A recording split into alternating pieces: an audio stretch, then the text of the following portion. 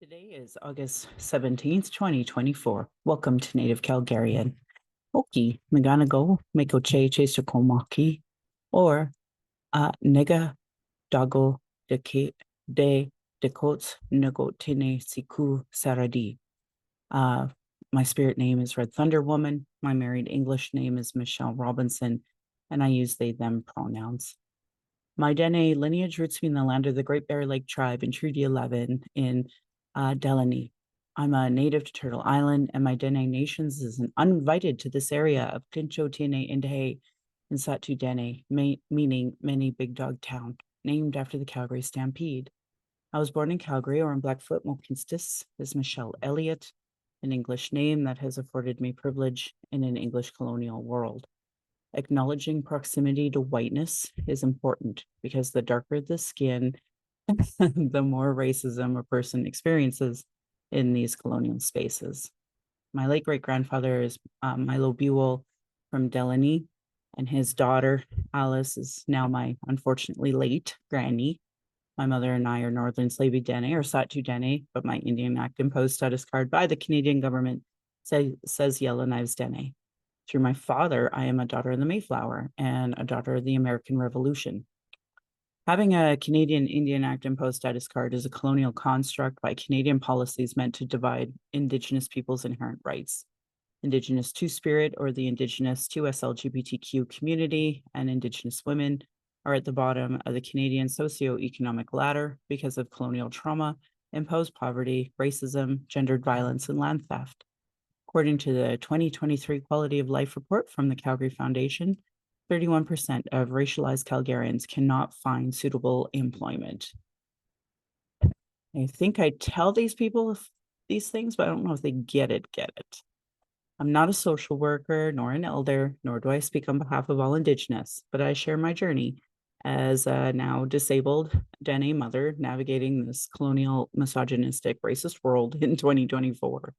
As a trauma-informed Dene woman who attempted to run, joined harmful colonial parties, spent money to be at expensive conventions, left my home to travel to those conventions just to vote on incomplete policies that still allow for colonial incarceration, a denial of justice, a denial of health services, racism, colonial violence, genocide of Indigenous and Black peoples. I have worked to continue reports to advocate for an attempt to work within these systems meant to harm me and my community. I think of all of this today. I hope we honor the many Indigenous lives lost for this so-called country named Canada. I hope you see your role in the importance of stopping harm, and as a citizen, see your role in reconciliation as a treaty partner. Pride Month should never just be 1 month. It's important to understand that the straight agenda and gendered violence was and is forced on these lands by Christian outsiders. Land acknowledgements are critical for creating a safer space for Indigenous, as well as honoring the host as a guest and acknowledging your role as a treaty partner in a so-called time of reconciliation. Can they be performative? Of course. It is important that land acknowledgements have meaning. I encourage all to introduce themselves with an acknowledgement of their ancestors, stories of displacement, or how you perceive your role as a treaty partner, a citizen of Canada, a refugee, or other land displacement, so we, as Indigenous people, know how safe you are to be around. If you don't know how to pronounce your local Indigenous nations' names, if you won't say your pronouns, won't say your story of origin, won't acknowledge stolen lands, won't acknowledge imposed economic oppression, or your role in reconciliation, I determine how safe you are to be around my community, my family, and of course myself, because we face the most colonial violence based on ignorance or worse, willful anti-Indigenous biases. Understanding land acknowledgements and their importance is Indigenous 101 because it immediately addresses colonialism, oppression dynamics, broken treaties, and lies taught today in Canadian schools nationally. That's why settlers and those who call themselves Native Calgarians or whatever town you are from, you show me you don't understand Indigenous issues. Jesse Winty's book Unreconciled explains that perfectly, as do many Indigenous authored books. Land Back is a movement that could save the planet from climate change created by colonialism, but it would be a part of the treaty partnerships, part of meaningful reconciliation, and honoring global initiatives like the United Nations Declaration on the Rights of Indigenous Peoples. As a former geomatics drafter, I would happily teach you more, but you have to pay me. And I think after the last week, I'm going to up my prices. I'm speaking to you on the lands of the Niitsitapi, which is the Blackfoot Confederacy. The Blackfoot south of the imposed U.S.-Canadian border are the Blackfeet, or the Omska Bigani of, and north of the border are the Siksika, Kainai, and Bagani of the Confederacy. Treaty 7 was signed in 1877 with signatures that included the Blackfoot Confederacy, the Stoney, or the Goodstoney, formerly the Wesley, the Chiniki and Bears Paw Nation, the Yarahi Nakota, and the Dene from Tsuut'ina. I acknowledge all First Nation, Métis, Inuit status and non-status across Turtle Island as the keepers of these lands. All non-Indigenous are treaty partners with the government signing on your behalf. My Patreon account is Native Calgarian, where you can pledge or support. Thank you, previous donors, for showing your support. If you value listening or watching and can afford to give, thank you. For those who cannot afford to give, love to hear from you in a positive way at nativeyyc@gmail.com, where you can send in your comments or your questions. Also, giving a review helps, whatever medium you're listening from. I have a YouTube channel that you can go and subscribe. You can go to nativecalgarian.com for the latest podcasts and pin posts on social media. So I have openly spoke on this podcast and in the media. This podcast has existed since August of 2018. So we're just on year 6 now. And I've talked about who I am, where I come from. I've talked about being part of the hair people. And now I have documentation to show that. It is unbelievable to me to be accused of being a pretend Indian. I have heard folks say shitty things like that about me, but I just thought it was ridiculous and just plain old lateral violence because I'm registered. Like this isn't there's a question. Like this is just mean. So, obviously every single podcast I give resources on lateral violence, but apparently we're getting deeper into it today. So I received this letter. I'm going to read it to you with the names redacted. Good day, Michelle, or should I say good evening? My name is redacted. I am with Redacted Society. We have some questions about your lineage. I am a settler who is honored to be in Treaty 6 territory. I am Swedish and Scottish. It is customary for Indigenous people to say who they are and where they're from. I am quite connected through marriage to the Saute Dene region. I look forward to your response. I will also move forward without a response. I assume an authentic First Nation woman would wish to quickly lay this to rest, especially if running for the Liberal Party of Canada. I am also quite connected to party insiders. I trust I will hear from you soon.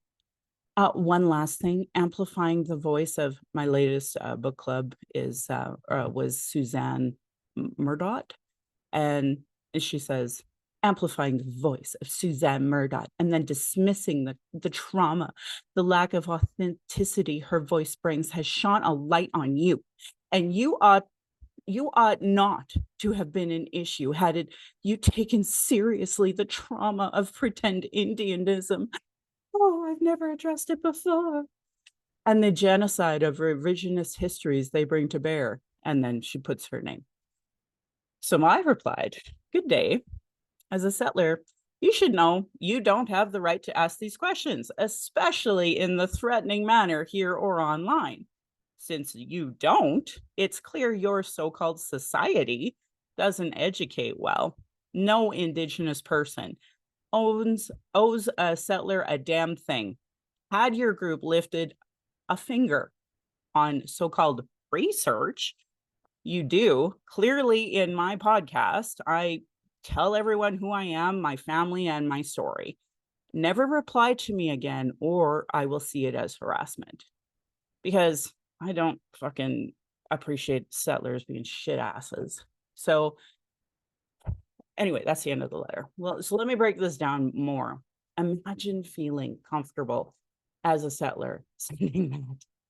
Clearly, no concept of oppression dynamics for a settler to do that. I'm even offended for the Blackfoot because they actually have societies here, and this person is claiming to be a part of a society, and I can't believe it. And clearly these statements, I also wish to move forward without a response, or I assume an authentic First Nation woman would wish to quickly lay this to rest. I fucking have done this for years, lady, especially if running for the Liberal Party of Canada. I'm also quite connected to party insiders. Like, these are the poorest attempts at threatening, but they are threats nonetheless. And for a settler to do that to other Indigenous women, like I was so angry when I read that. I could not believe the audacity. So, to my friends and family, to be clear, I'm not running for the Liberal Party of Canada. I've never claimed to be. I'm been a part of the party since like 2011, advocating for the Two Spirit, advocating for missing and murdered Indigenous women, advocating for economic equity. Like, it is unbelievable to me that this person had the audacity. I did run for the Alberta Liberals under David Kahn. He was open to someone like me because he's a queer gay man.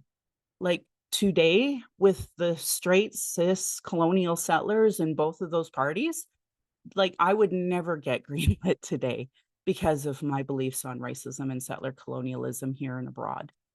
For other authentic First Nation women, like, I can't believe they didn't do any research on this at all. It is insulting, actually. But, and so much so I laughed, obviously. But for real, I have never shied away from who I am, especially to First Nation people. And in fact, when I do presentations, I bring out my status card very normally because settlers typically haven't seen a status card at all. So it's actually quite new to them. Now, a lot has changed since 2015 when I first started to do that work. Like even before that, and people didn't know anything about natives. So I guess I don't have to like bring out my status card all the time, but it was important to me because we always talked about sharing and understanding. And to me, getting a passport, getting Canadian citizenship is easier than it is to get Indian status. And not that that's a good thing, but fuck anyway. So I tried to write down some of my thoughts in hopes I won't forget everything, because when you have ADHD, like in my head, I have a great episode, but I have to kind of write it out. So anyway, for all of my regular listeners, they've heard my intro, they know my journey. So it shouldn't have to be said, but I'm status, my mom is, my granny is, and my grandfather, or I always say is my granny and my grandfather died last year. So my extended family and I had a long conversation about my Oneida grandfather. He lied at one point in time about not being Oneida and was white passing, because at that time the mines in Yellowknife would not hire natives. So when my granny got married, she did lose her status, but she never should have, because one, he was status native, but two, it's anyway, this is all stupid colonial bullshit, which is why I've addressed this at the start of my podcast for years now. Anyway, their statuses were reinstated, so we have their numbers for the folks who are like, you don't, whatever your bullshit is. I shouldn't have to prove that regardless. Apparently, these records are publicly available. So I have a young little youngling in my life, and they're really great at research. And I guess they found a whole bunch of documents that my own family didn't have. Like, I tried to explain to this little one, you know, I'm Gen X. We watched the internet become a thing. We watched people start to get home computers. We finally got cell phones. We finally got data plans. We finally got like these little computer handheld things. Like I didn't have access to all of this information that they have today. So they found a whole bunch of documents on me that I didn't even have, and because they're my friend and really kind and sweet of them to share them, of course I shared it with my whole family, who I'm sure if we would have worked hard at it, we could have found those documents. And like I have cousins that have done so much of this work and research already. Anyway, it is very violating to have folks threaten or weaponize my own community against me. It's just so dehumanizing, you know, combined with pre-existing chronic pain that I have in my neck. The heat, it was so hot here. It was so smoky. When it gets smoky the last, I don't know, 5 summers, I get this like headache from the heat and the smoke. And for folks who've been following, I recently in June got diagnosed with ADHD and been trying new meds for that. So this and all the insecurities from past traumas, like they were triggered. So I was really dysregulated in my brain for like a week. And how I manifest that is I shallow breathe. I I struggle with like joy. I just sit in a loop of self-hate. So one part of it too was mourning. I had to mourn a lot of relationships that I thought were friends. When they're busy liking and sharing this hurtful misinformation about me, I thought they knew me. So I guess we weren't friends at all. Yet not reaching out to me by any stretch. So just like a week of mourning, friends who I thought higher of. It was shocking to me to read some of the comments like, is she even First Nations? She probably believes in God too. But this one was like, people were like, there's no lateral violence here. Her name be Michelle Robin and our Alberta members are saying this native Calgarian human is not First Nation Métis Inuit. So that these were the things looping in my head that people thought it was okay to say. So that self-hate just from trauma, from past, colonial violence, it just loop, loop, loop, loop. Um, I I listened to earlier when it was released, Canada Land had a podcast about pretend Indians. And, episode 4 talked about pretend Indian hunters. And it was from that. So I have promoted this podcast quite a bit on my socials. And, it really dove into one of the pretend Indian hunters' work and explained how she finds some of these folks that are not pretending and how she claims to be happy when that happens. But I followed that person. I amplified their messages. Like I found stuff as early as 2018 on allegations about Sherman Alexie, a Indigenous author.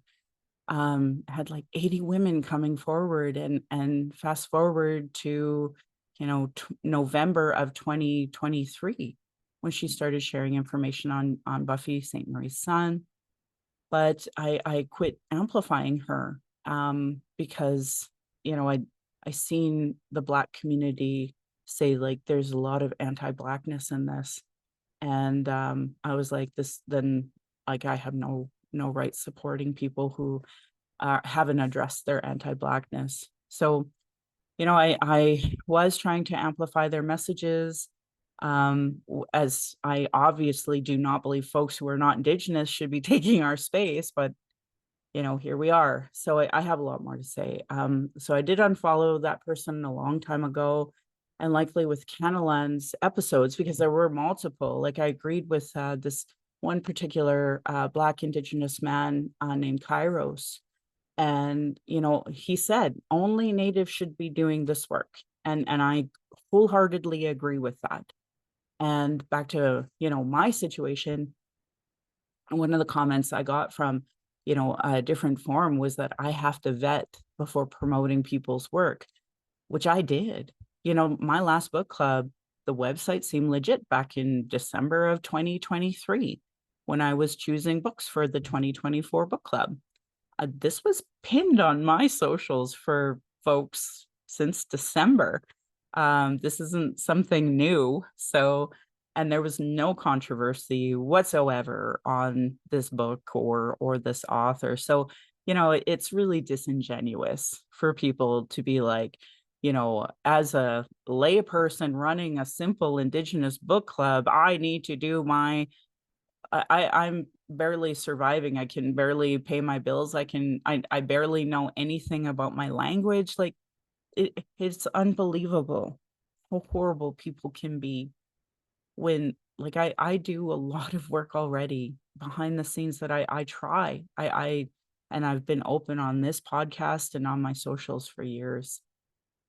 So, a lot of people were saying, well, this isn't lateral violence. I want you to hear this comment from a Native. I had to unfollow her as she is prone to deleting your comments if you don't agree with her, either way or the highway, like a one-minded big mouth with the overuse of lateral violence, just another big mouth on TikTok. Like, I don't think I have 10,000 followers anywhere. Jesus. Another Native says this. What a pick-me. Revoke her Indian card. What an ass. This is all lateral violence, folks. And this, I got a message. This person let us know what you did to them regarding your latest book review, and you don't have the tools to be a private investigator is such an irresponsible response to her actual work. You threw it in her face and refused to apologize. That's not true. I just put out what I apologize to the Cree if this person is not Cree. So your false apology to us Crees, not accepted by me. I'm not happy seeing the fake ones come out and do work people should be recognized for. And when they do, they shouldn't be publicly reviled like you did. This kind of stuff is why I stay out of the circle. Y'all are violent. You should know better. I expect better from older women. This is lateral violence, folks. I am shocked that people think it's not, but I do know that, again, as a trauma-informed person, I know this is where it's coming from, is past traumas for them. So for those of you following me that know I have this official ADHD diagnosis, I'm still new trying to unpack it. And something that I came across that's really been helpful for me is this rejection sensitivity dysphoria. Now, I found it interesting because like medical news today said it's controversial. And it's like, is it controversial or is it because fucking women have this more so because we've been fucking gaslit our entire lives? Apparently the DSM doesn't recognize, and they call it RSD, rejection sensitive dysphoria. So there's no, like, it's not official yet and impossible to get a professional diagnosis as a result. But what it is an overwhelming emotional sensation that a person may experience in response to an actual or perceived rejection or criticism. Welcome to my life. It is a serious condition that can result in low mood and self-esteem and is not a person being overly sensitive. A person with RSD may experience a negative feeling such as rejection from an innocent comment, or they may perceive a mild disagreement as very severe. A person may sometimes internalize this overwhelming emotional sensation, causing a low mood and withdrawal. Alternatively, they may externalize their feelings, which could take on the form of sudden rage or anger. I can't do that. I don't do that because of domestic violence, but I promise you I internalize it tenfold. RSD can be difficult for the person and their loved ones and can harm relationships. In some cases, it may lead to rejection, particularly if a person reacts with anger or impulsive behavior towards a perceived slight. So I think that's an example where I delete and block people all the time. and Indigenous, non-Indigenous, fake natives, whatever. To me, I know I know enough over the course of my 47 years that I trigger people and they trigger me. And I know that this RSD is a real thing because I've seen it in myself and I've seen it in others. It's just easier for us to block each other than to constantly trigger each other. So, this is me. I wish I wasn't like this, but I am. I wish I could get rid of ADHD. I wish I could get rid of post-traumatic stress disorder. So when I put out my video saying sorry to the Crees, because I didn't know if the author was or wasn't, I meant it. Now, logically, I know a lot of folks are not coming at this or me in good faith and are bad actors, bad faith actors.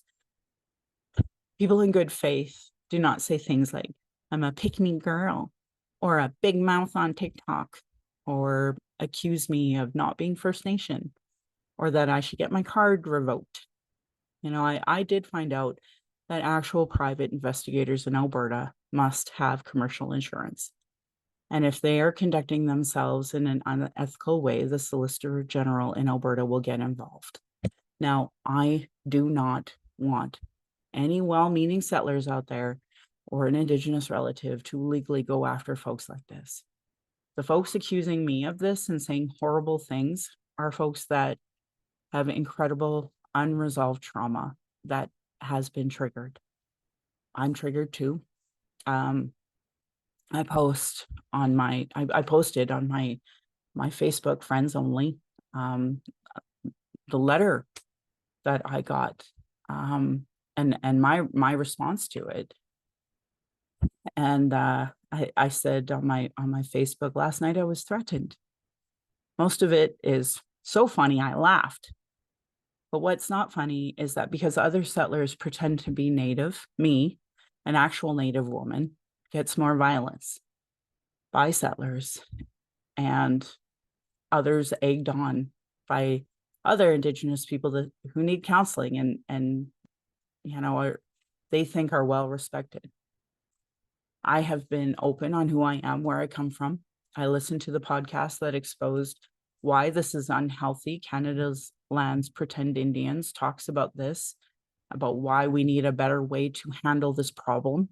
I have never hid from actual Natives. I know my haters are here. They're screenshotting and reporting back.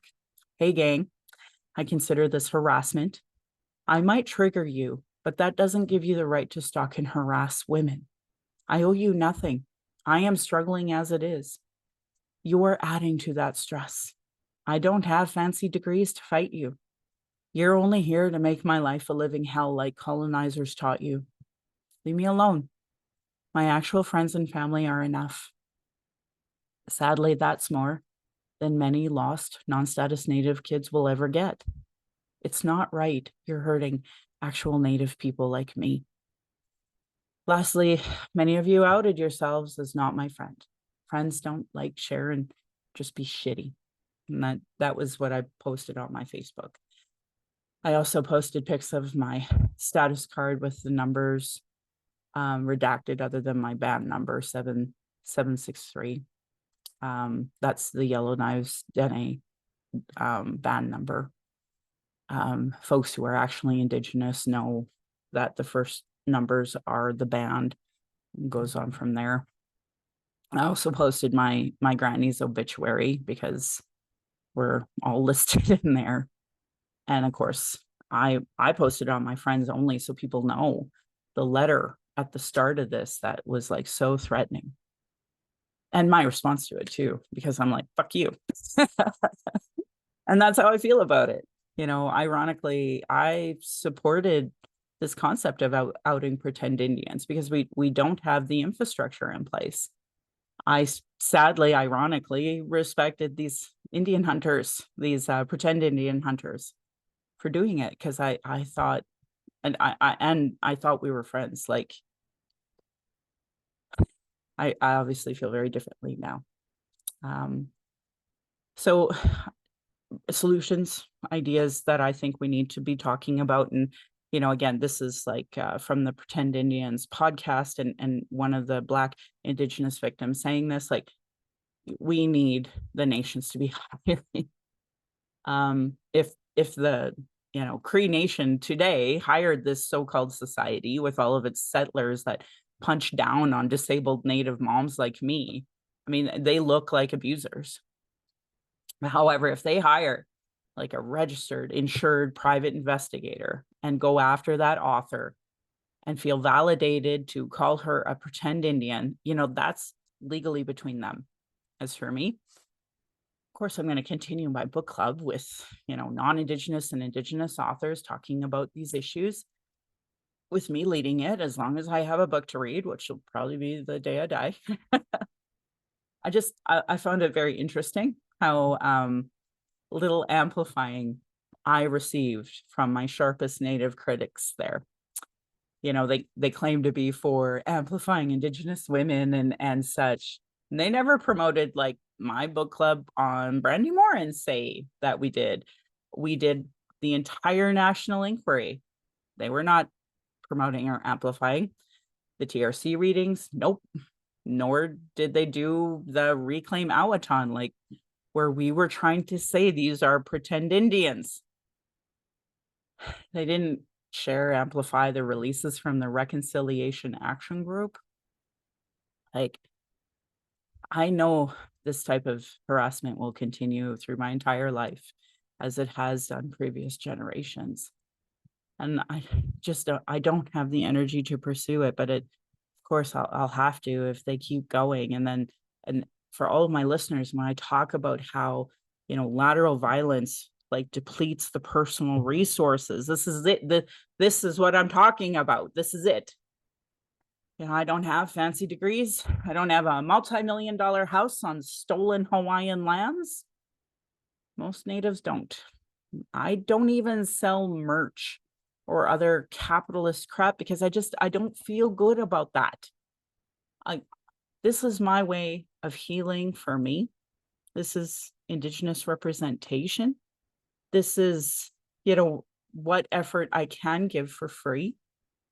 All I've ever asked is like, if you really like get the oppression dynamics, the being at the bottom of the socioeconomic ladder, the amount of effort and exhaustion it is to try to help educate. Like, sure, here's a place you can donate. I'll accept an e-transfer. But folks need to know that that's not a wage. Like $20 here or there is a fucking ice cream. I don't make money off of this. I rely on my husband financially. I worked before we had kids, but now I raise our now team, take care of our dogs. I try to, get my health straight since this car accident and this chronic pain I deal with. Now I have ADHD. I'm just a housewife. And that's more than what my mom had. Non-natives do not understand how lucky I am to raise my child, and especially after my incident at the hospital. I'm trying to break cycles. Contrary to what people think, I don't fit in settler women's circles. They want to be equal settler men. I don't. The ethics of all of this, like rape is real, and Indigenous women don't have a way to talk about that with people. I would even argue white women don't, but I'm not fucking advocating for them. I don't have a right to decide who is and who isn't Indigenous because I know what rape is. I'm mad at the government for doing this to us, both in the States and in Canada. They've always decided who we are and who we're not, and that's not okay. How many visibly Indigenous non-status people I know. And, I grew up in an era where we didn't have these conversations that we've had in the last 10 years. And so to me, a mixed Native was all Métis, and obviously that's changed a lot to me in the last 10 years. I'm really struggling even talking about this.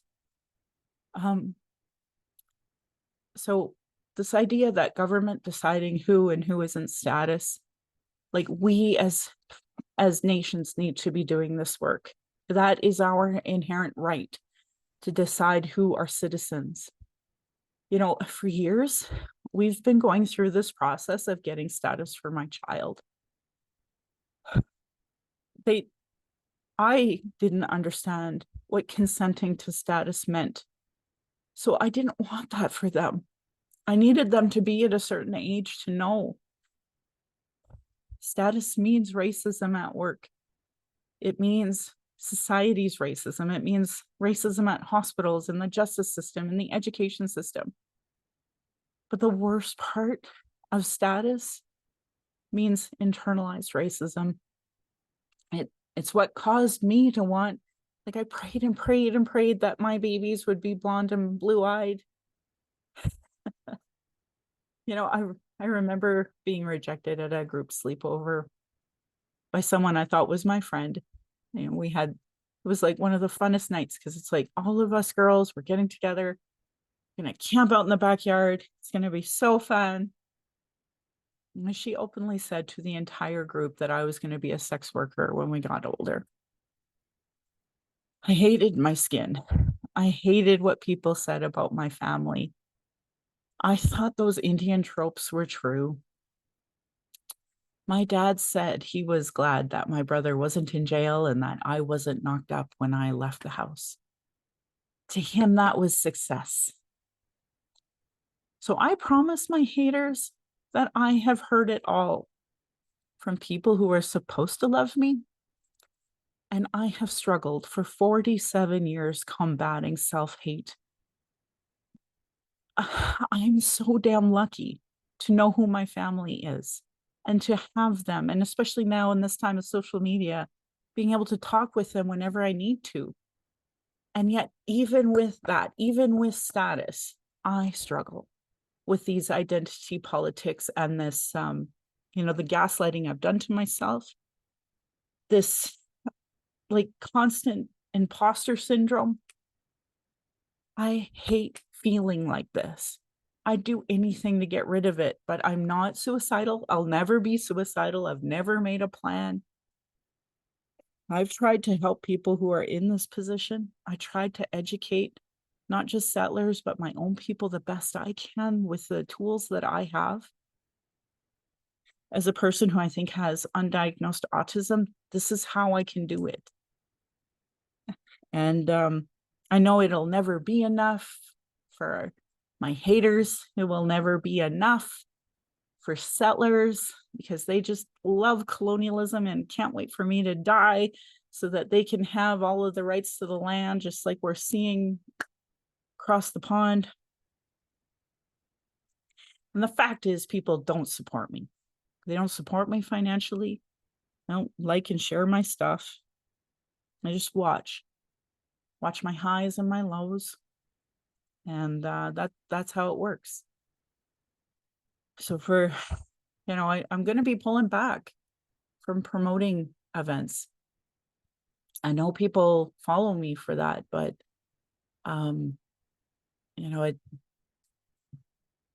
Indigenous businesses that, I really don't know or haven't supported me, now it's not worth it.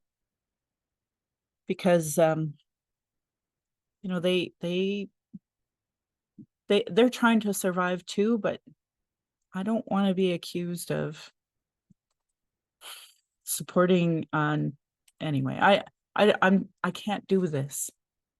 This sucks. The whole point of the social media was to amplify, those Indigenous events, Indigenous businesses, whether or not they supported me. Like, I have to support Treaty 7 stuff because like this is where I live and my people are a visitor to this area. To be fair though, on social media, I've been shadow banned for a long, long time now. After I lost my elections, the Palestine since October, I know people aren't really interacting, amplifying me. Like I see other people, big accounts who, like I know people who when they first started on Twitter, I was promoting them when they were new. And now they have hundreds of thousands of followers and never retweet or amplify me. So I have to kind of take some time, step back, and think about who it is I'm gun shy now, I guess. I just don't know if there's a point of really promoting other folks at this point. So, I know I've talked a lot about the darkness on this podcast, and I hope now there's a better understanding of, this pretendianism, the effects of it, some possible solutions, lateral violence. But I will say, unless there's a nation that puts out a press release on their legal, legitimate investigation, like, I will share that. But I know now that all of this is just online bullying and harassment to the most marginalized people. In my case, I'm a disabled Dene mom. So I ask settlers not to harass Indigenous people, no matter how sure you are, or unless you are working with a nation. I've been speaking for years on policy development, anti-racism policy development, and in that is authentic, like talking and creating ways to prove who is authentic and who isn't. But people aren't doing that work, so we have this problem.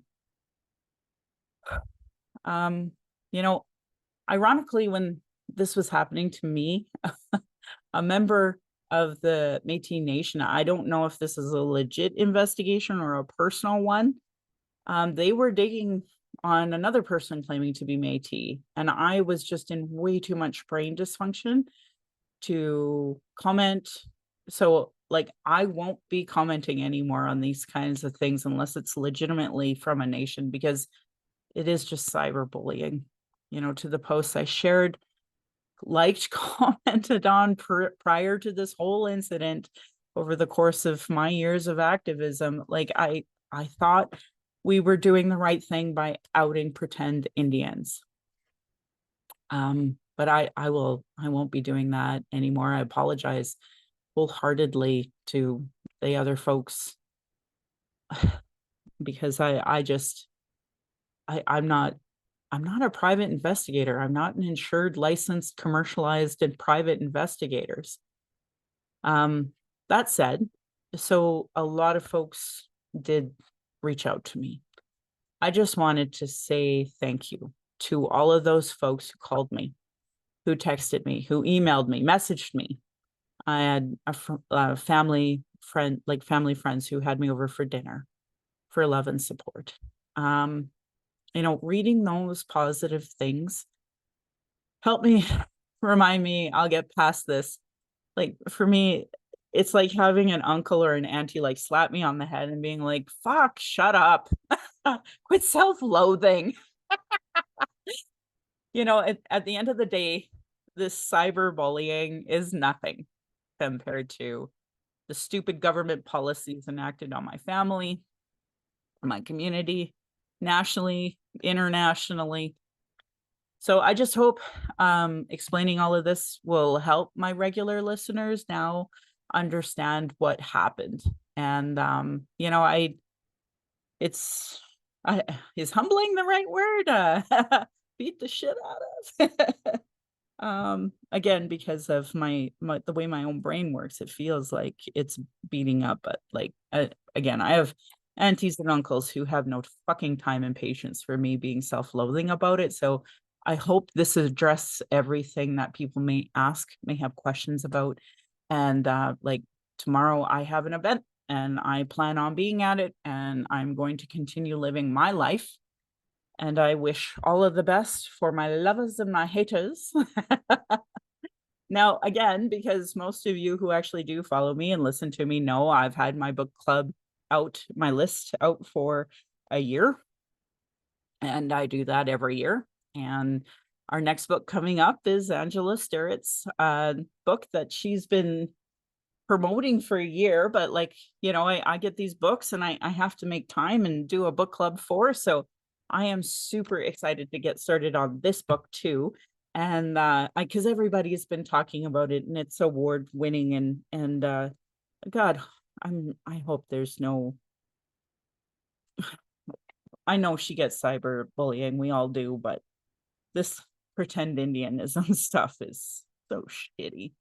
And I don't have time to research her band and confirm with her band that she is or isn't who she is. I trust natives to be open and honest, and that's why I will continue to do so until I become a licensed and insured private investigator, which I never thought of doing ever before. Anyway, I hope you can all join me for those books. We have more coming up.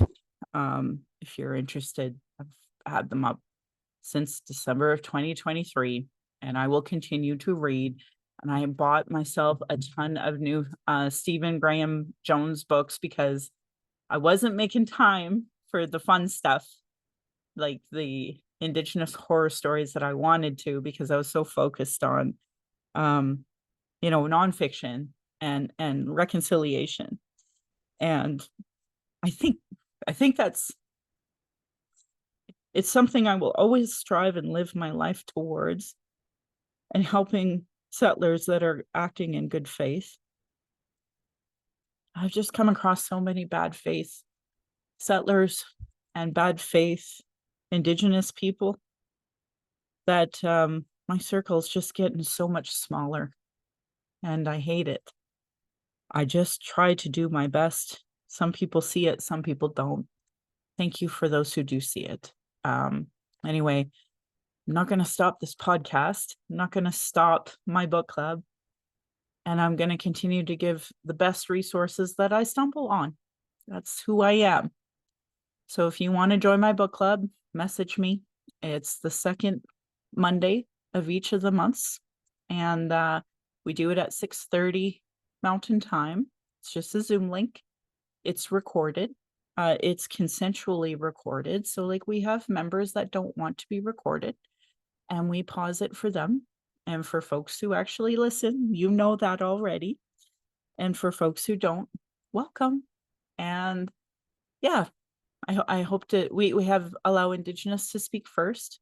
Sometimes we have a few, sometimes we have none. It's just me. So, if you want to join, great. If you don't, you don't. Reconciliation Action Group, we've been trying to put out some good press releases to support reconciliation and good faith. I'd love to have you if you're in the Calgary area. If you're not, I encourage you to join the existing reconciliation committees.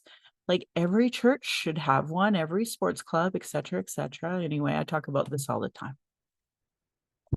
I am proud of this podcast. I give solutions and include cultural safety training and culture and first aid in all of them to try to create safer spaces for Indigenous people, people of color, those with disabilities, to us LGBTQ to speak.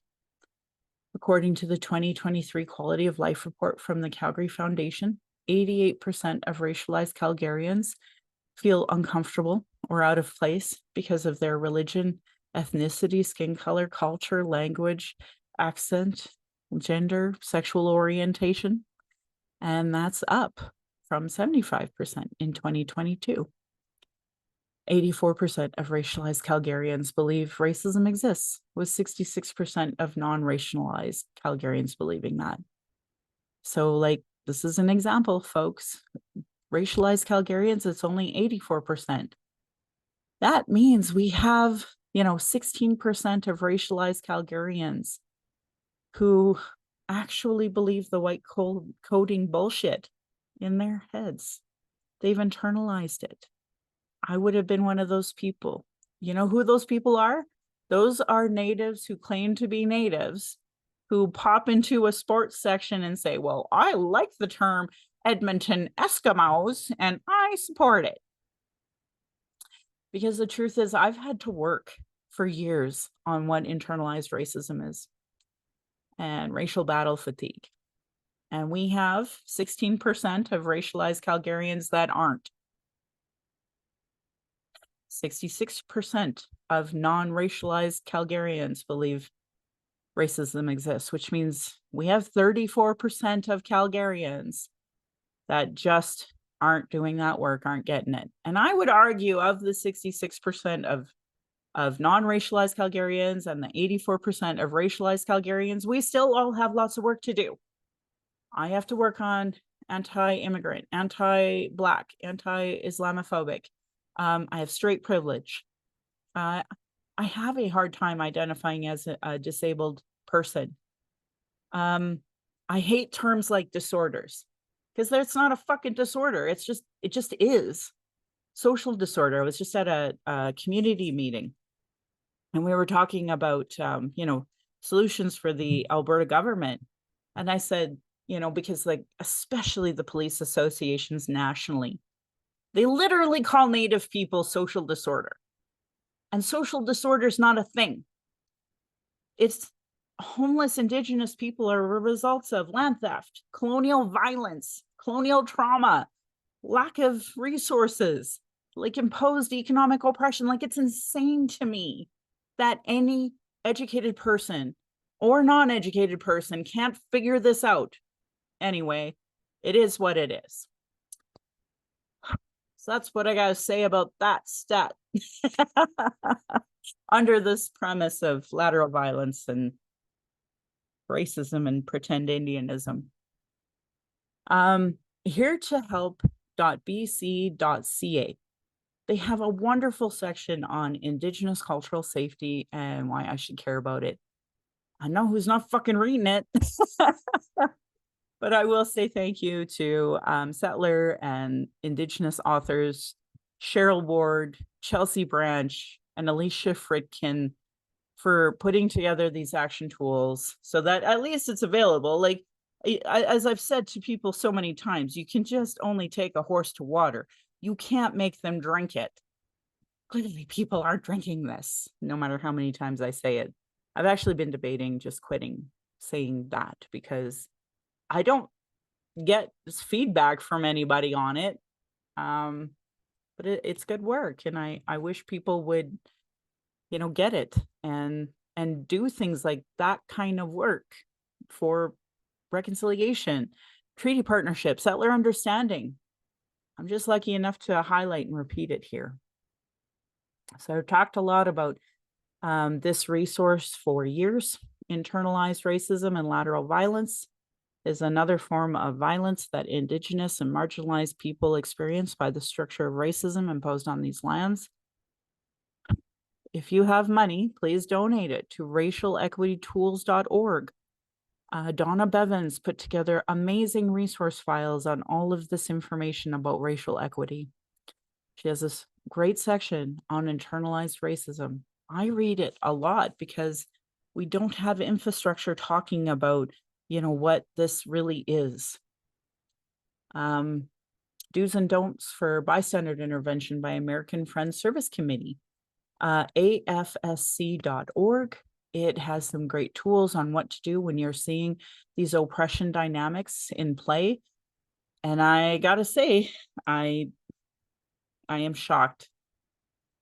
Again, I don't know how worthwhile me talking about this is because of the lack of understanding I've seen in this one particular, issue that I went through, let alone all of the others.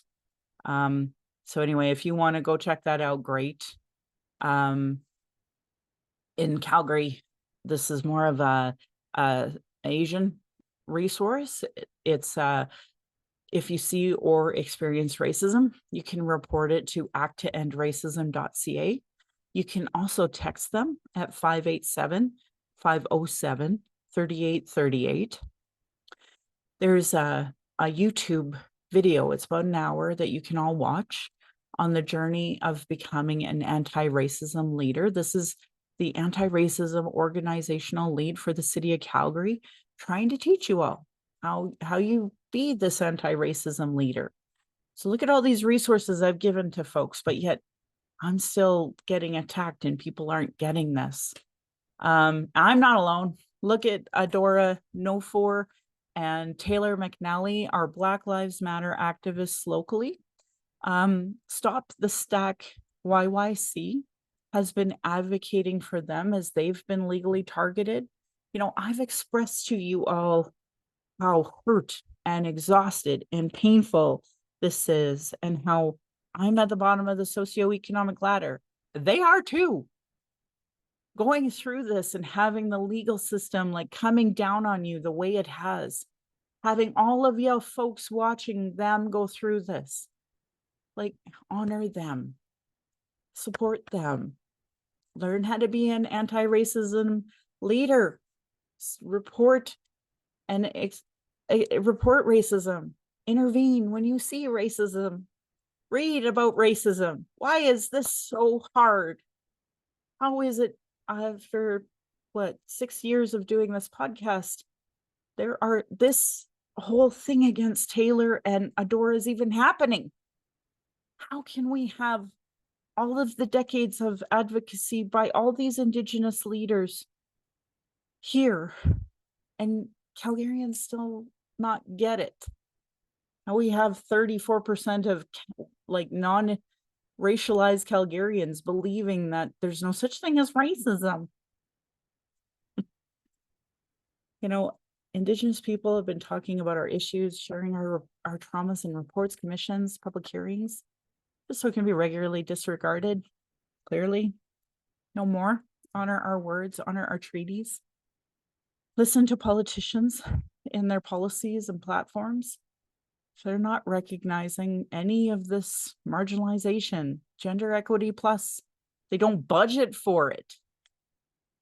They're cutting violence prevention programs, the bus passes, Indigenous education, gender affirming care while accessing it. Like these motherfuckers. This last week, I've been going through this at the same time as this Olympian boxer from Algeria is being attacked by somebody like Elon Musk, who gets gender affirming care. And yet our premier, who is A-okay with people dying from cancer, who are A-okay with racism happening, A-okay with fires burning down our national freaking parks, she's going to implement like these anti-women in sports, anti-pronoun policies for the upcoming school. Come on, guys. Why are you voting for these morons? You know, the attacks on the gay straight alliances, Pride is coming up, and they released the marshals being skipping stone folks and trans activists because of this ridiculousness that's happening. If you are supporting, you know, politicians that don't understand that, you know, migrants, immigrants, folks with disabilities are lacking human rights, basic income, know that your vote is directly harming marginalized people.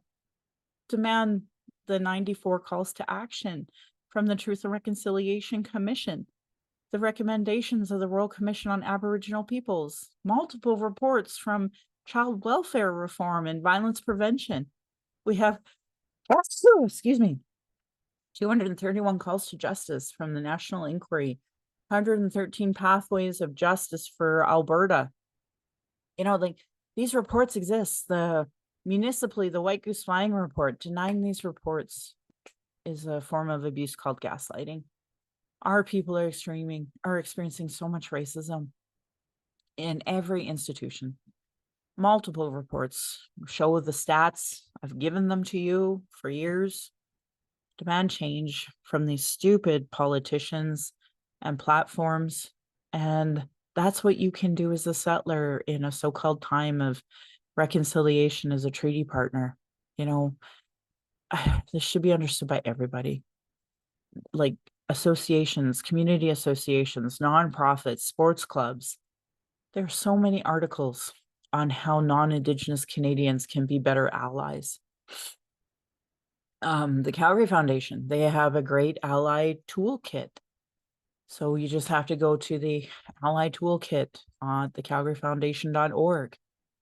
They have the resources. So like, it's just clear to me at this point, people, they're not using them. They're not getting it. I share a lot from the Aboriginal Alert and the Missing Children Society of Canada. And then if I'm forced to, I will for the Calgary Police or the RCMP for missing people. When I see you not like and share them and see you not interacting with them, I'm judging you. I'm judging you when you do it for white kids or Black kids or other settler kids or settler people, but you won't for us. I see it. So I am, again, have to start being more selective about who I follow and who I amplify, who I like, who I interact with because of it. It's not okay anymore. I was supporting women's homelessness.ca. They had a wonderful statement on urgent action needed to protect the lives of Indigenous women, girls, Two-Spirit, and gender diverse people experiencing homelessness. We're almost 2 years old on that now. So I don't know. I am really giving up on society in a lot of ways.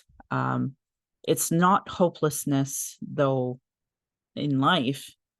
It's just that I understand, settler colonialism allows those in privilege to pick and choose whatever cause it is that they want for now. We're experiencing so much drug crisis. I've been very open on TikTok about my journey trying to access Narcan as a, stay-at-home mom and how difficult that is, all so that we can, try to give out as much Narcan as we can to homeless people. And yet we're still experiencing extreme drug poisoning deaths. But, pronouns and women in sports is going to be our fundamental thing we're focused on September. I can't believe this province. If you know somebody who's using substances, please don't use alone.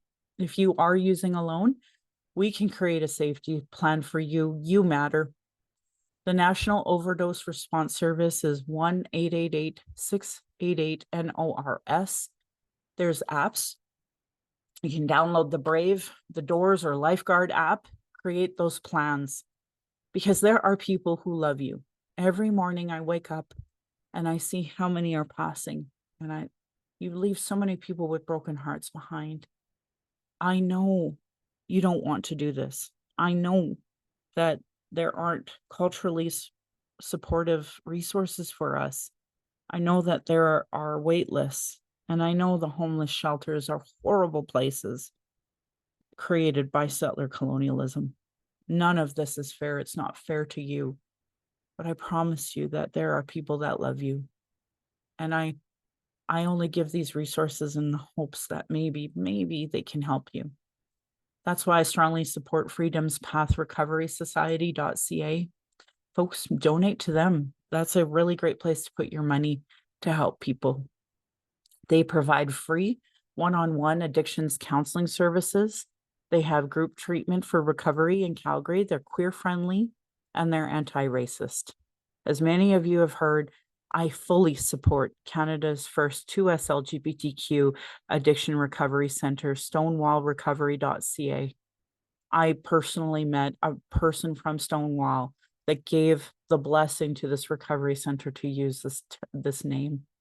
I strongly believe in it. I know how many of our Two-Spirit, how many 2S LGBTQ are rejected by their stupid colonial Christian families who have so much trauma from trying to understand who they are that they end up being homeless. It's not okay.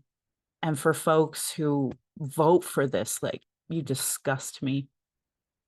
If there are people experiencing emotional distress after anything I talked about today and need to speak, the First Nation and Inuit Hope for Wellness helpline is 1-855-242-3310.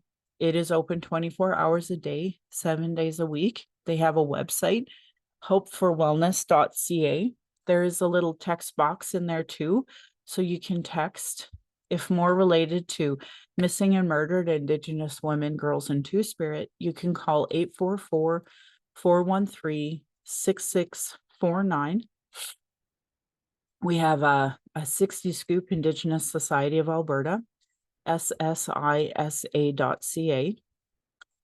The Indian Residential School Survivor and Family Hotline is 866-925-4419.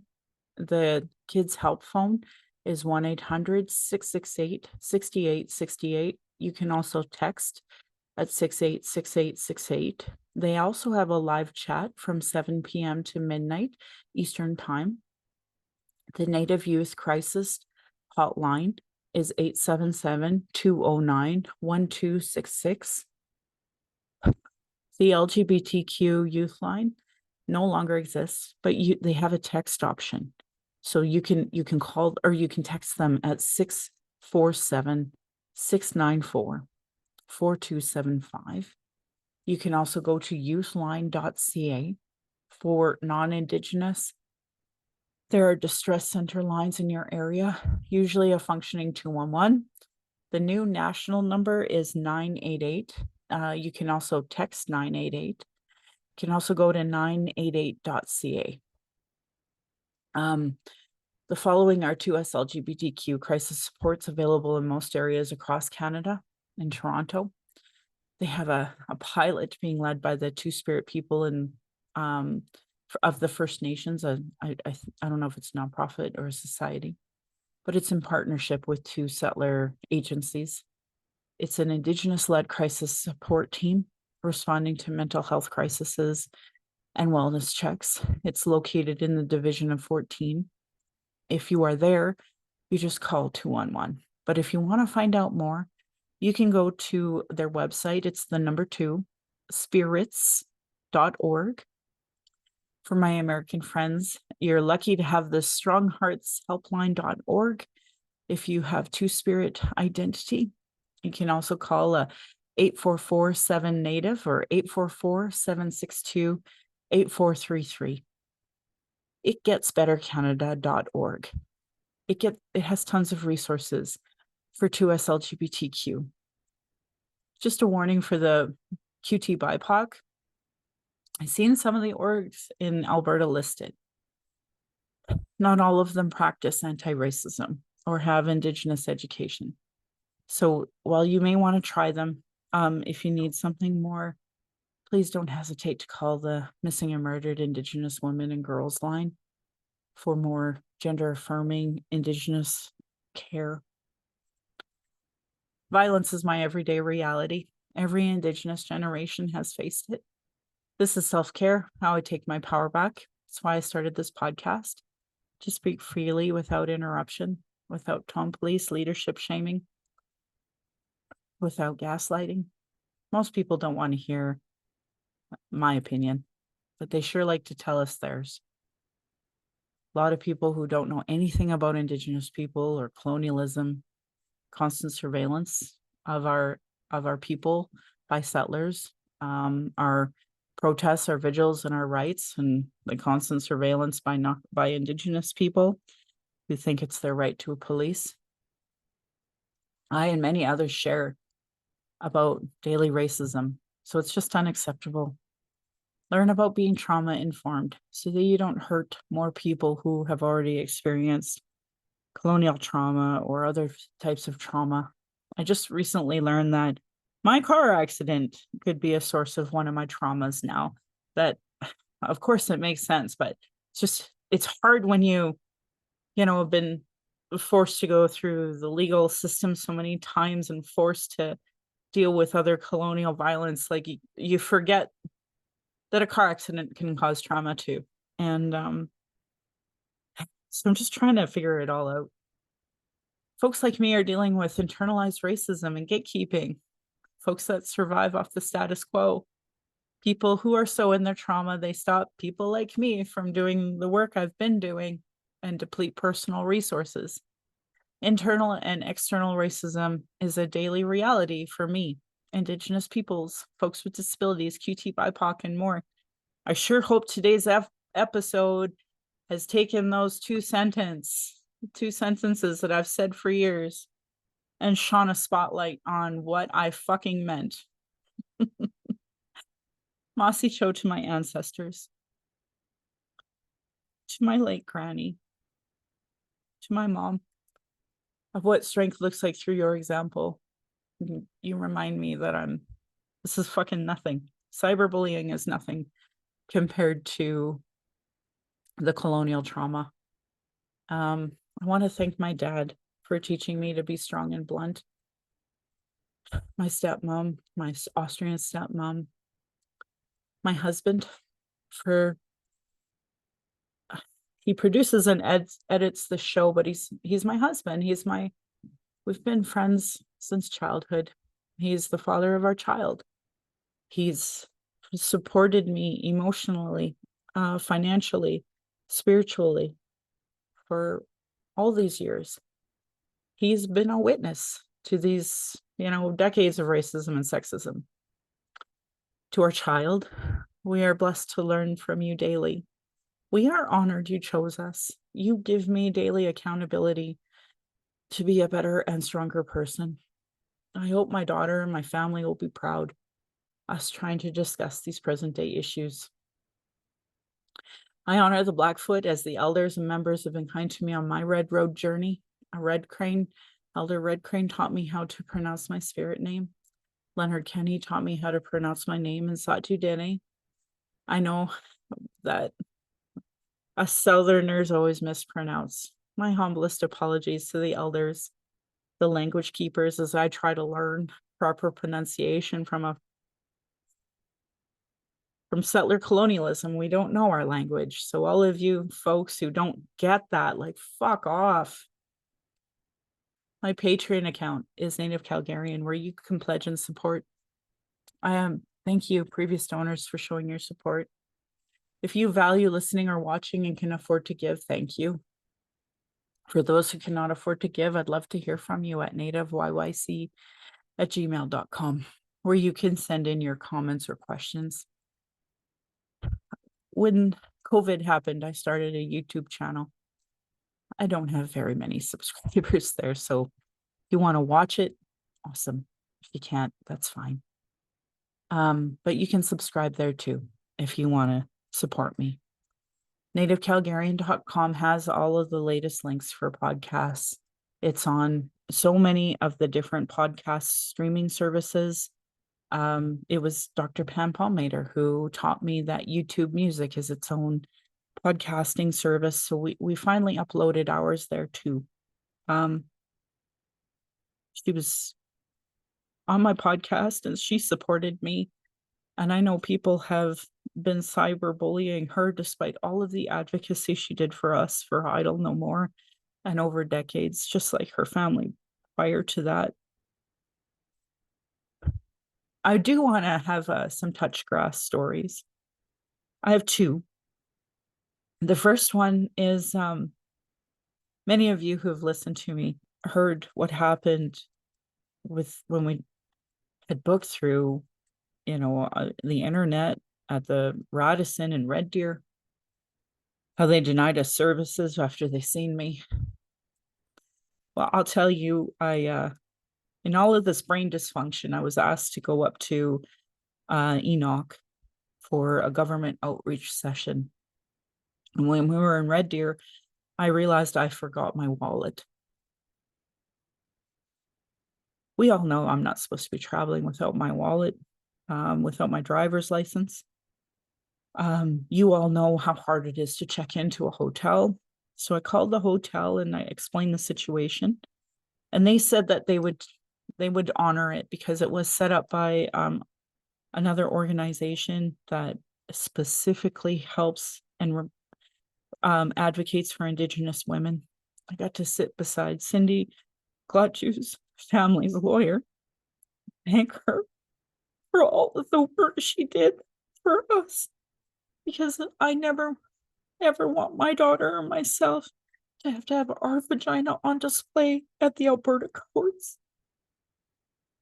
I have to thank her for her work in that hotel because it's Indigenous. Honored my picture ID. My daughter had her picture ID and her license, and thank God, and on our AMA. So I knew we were going to be okay, and we were.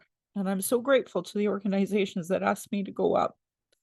And I just really wanted to quickly read to you all what I was advocating for. There were so many people with like doctorates in that room and people I look up to and I respect. So I tried not to take too much space. And I don't post pictures anymore of my daughter and I doing these things because I know, well, was in the middle of all this brain dysphoria. So proud of me. I thought I packed everything, my CPAP machine, my drinks for our car ride. I forgot my stupid purse at the door.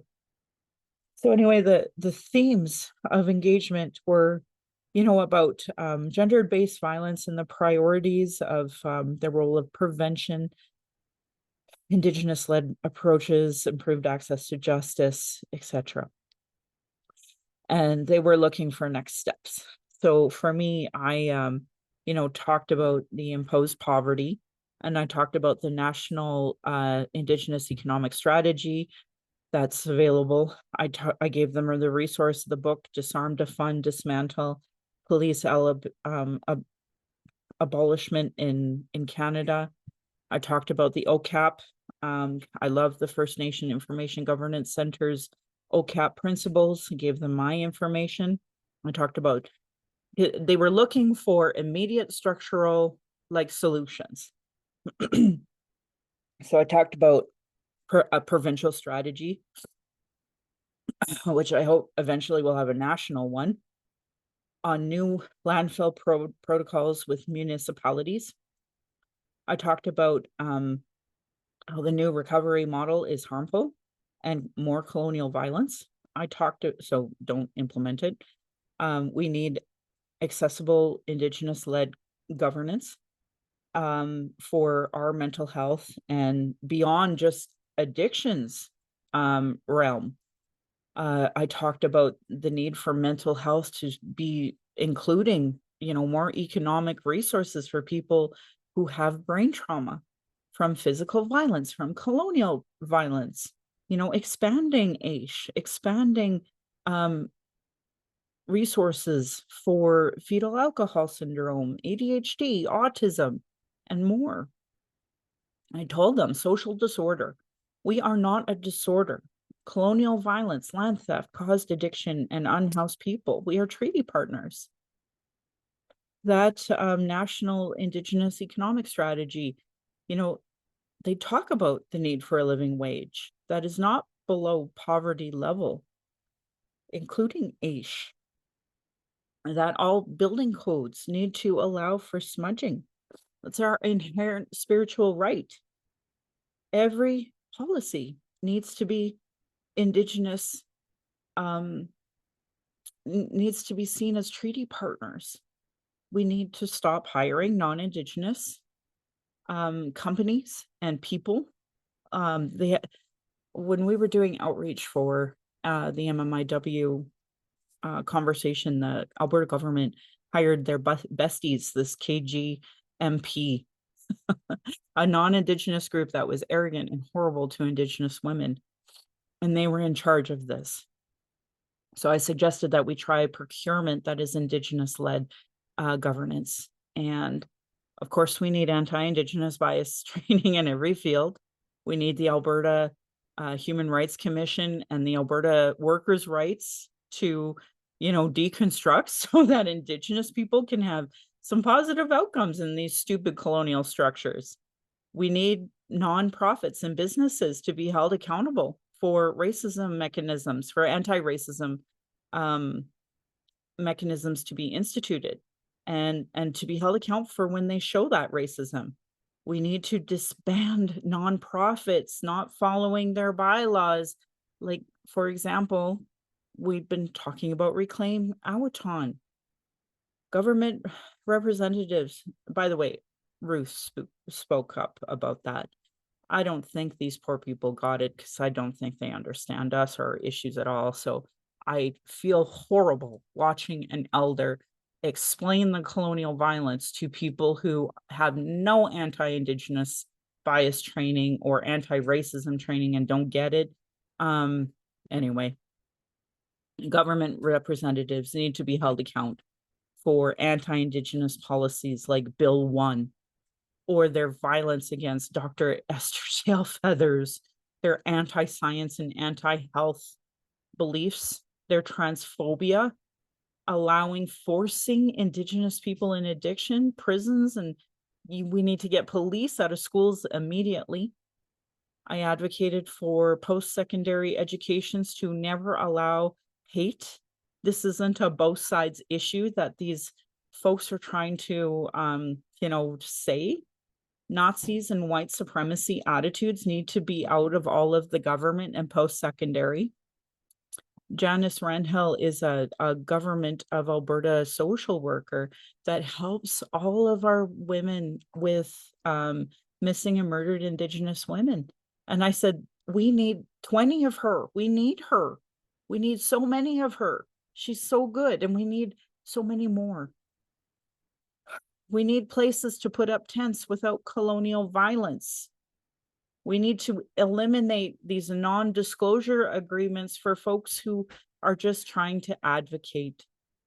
So yeah, I absolutely wanted to put some of that out there so that I know it's on a piece of paper in a shelf in Edmonton. Whether or not it'll be instituted, I doubt it, as everyone at that table said, and including Ruth, who's been doing this advocacy for decades. We've told the government these things a million times. So, we're still doing it. We're still coming to these tables, despite all the violence they give us. So yeah, I want to thank the hotel for understanding. I want to thank the Institute for the Aboriginal women, the Esquale, for having me. I want to thank Josie Nipanak. I want to thank all of the workers there. I want to thank Ruth Skelplock, of course, and all of the wonderful advocates we had there. I had 2 lawyers look at my daughter and say to them, you need to be a lawyer. So I can't express to you all how important it is to be at these tables and how honored I am to be at these tables with so many of my kin and so many people that are doing this amazing work. I want to always end every podcast with side eye to those Calgary rabbits. As a hair person, you're lucky I'm not tradish. My beautiful cousin responded, or you'd be in my dish. Thank you, folks, for listening. And I hope to hear all of your feedback.